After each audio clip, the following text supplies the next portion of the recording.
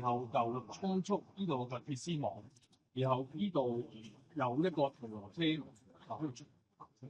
Departing from Dubai to Hong Kong, went off from the Rough Runway. Upon landing, and crashed through the fencing and into the sea. Unfortunately, an airport security patrol car was there at that time.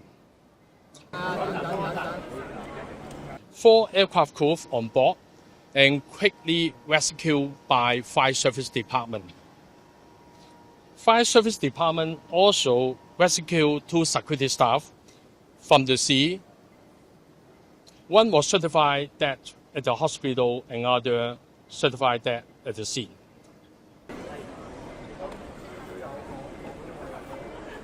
Weather and the one-way conditions were safe and meet all conditions for one-way operation. An investigation is continuing. The Rough Runway remains closed. It will be reopened after the safety assessment.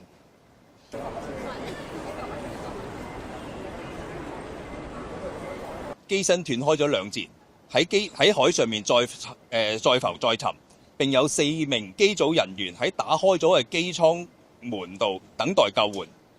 消防立即派員進行拯救，協助機上面嘅4名機組人員利用逃生滑梯離開機艙。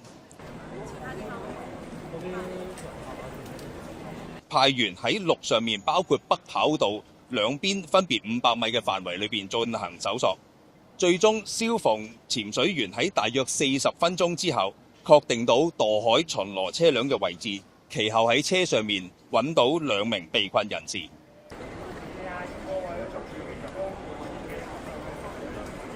咁至於兩個巡邏車上面嘅司機同埋乘客呢，我哋喺水底大概喺離岸5米嘅地方啦，水底大概7米深嘅地方呢，揾到佢哋，就喺架車廂裏邊嘅，咁就被困，咁我哋就將佢救咗出嚟。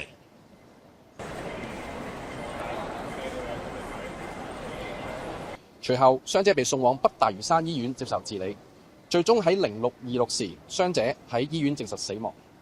而另一名機場巡邏車嘅30歲男乘客，救護人員喺0552時接觸到呢個傷者，佢喺0555時由現場醫院管理局嘅緊急醫療隊醫生宣告死亡。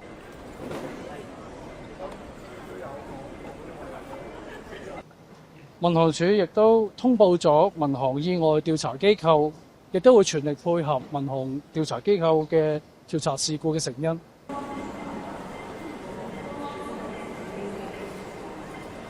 嗰架巡邏車絕對唔係衝速跑道，係架飛機衝速跑道撞到圍網以外嘅巡邏車，圍網係喺呢個位。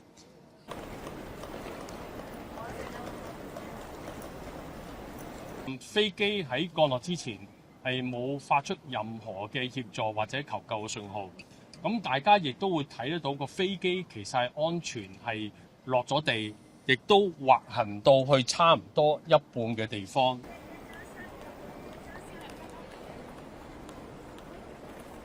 其實跑道設計係有個我哋嘅 ICAO 民航嘅一個標準嘅，而家呢架車離開跑道嘅中線係完全符合民航嘅標準嘅，咁係考慮到好多安全嘅。